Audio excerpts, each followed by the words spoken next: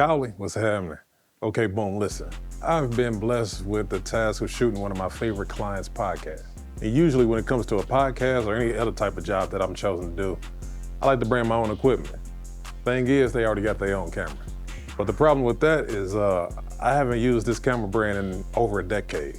So back when I was using this brand about 10 years ago, the camera had a couple of nuances that I didn't like, which made me switch gears and go to another brand. For starters, the color science was a little different. Like it had a red, green, magenta type cast to it that I didn't really like that much. It had a cool look, but it really wasn't for me. Two, it didn't shoot 4K 60. 60 frames a second is my go-to slow motion mode, so if a camera doesn't have that, at least in 4K, it's not really for me. Three, the menu system was outrageous. Super layered, extremely difficult to navigate. It doesn't have names for the picture profiles, so it's kind of hard to remember what they are if you don't know what they are. It was not really made for easy cinema flow, which is something that I'm used to and something that I need, because on field, you want it to be as simple as possible and get straight to it. Now, granted, even with those three cons, I still would use this as my go-to camera. Like the low light in it was incredible. If I didn't know what I was going to go shoot, this was the camera I picked up. Now here we are 2025, and I've been blessed to use the brand again, so we finna go check it out and see how it shoots. Come on.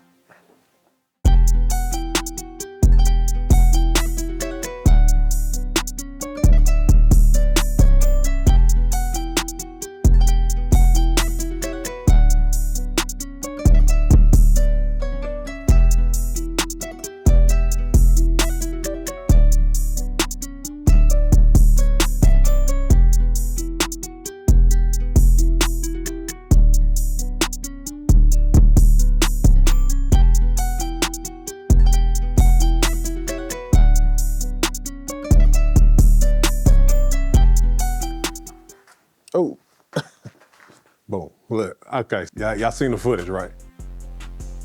Crazy, ain't it? It's crazy. All that came from this. This little camera right here made that. Blew me.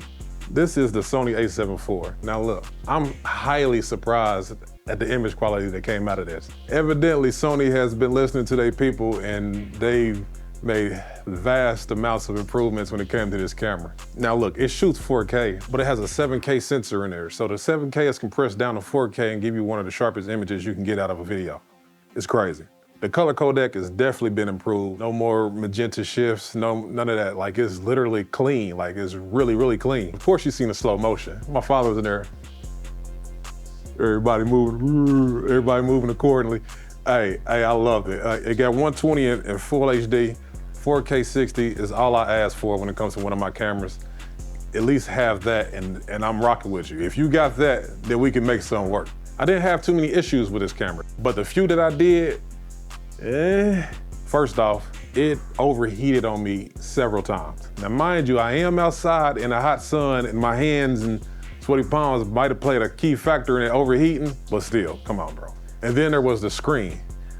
Now, even though we got the handy dandy flippy screen, I couldn't see nothing.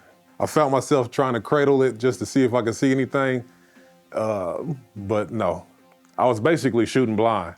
But the autofocus on this thing is a beast, because I couldn't see, but it could. Like, look, check out this clip with my daughter going back and forth. Like, look, I put it in slow motion just so you can see it going back and forth with her. Like, it nailed it every time. Like, there's nothing that I can say is wrong with that autofocus. It's beautiful. I'm not used to autofocus. I use a lot of cinema cameras and none of them have autofocus on there unless you got somebody pulling focus for you. The menu system, still the same. I guess they don't think it's broke, so they didn't fix it.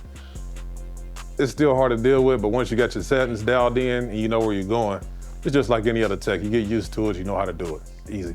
Now I didn't even touch on the 33 megapixels that it has in here. If you shoot stills, it's a nice camera. The autofocus is sharp, on point, pinpoint. You can hit anything, hit every target that you want to hit.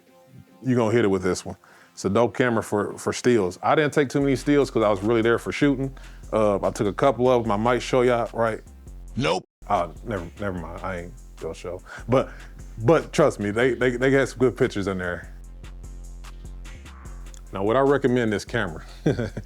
Of course, I'm trying to figure out how I'm gonna get one because I'm looking for a lighter setup where I can run around and, you know what I mean?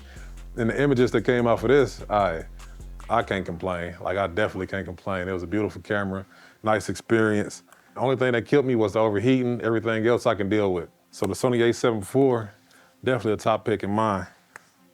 Kind of cool for my first camera review, huh? I'm about to go shoot some more. I'm gonna holler at y'all in a minute.